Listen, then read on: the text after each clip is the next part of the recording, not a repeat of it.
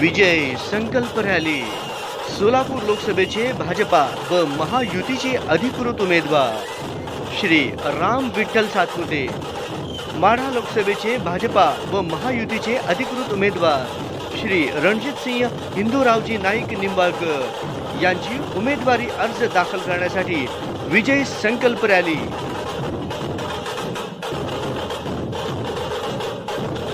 महाराष्ट्राचे उपमुख्यमंत्री श्री देवेंद्रजी फडणवीस यांचे सहर्ष स्वागत। भाजपा व महायुतीच्या सर्व पदाधिकारी आणि कार्यकर्त्यांनी प्रचंड संख्येने उपस्थित राहावे।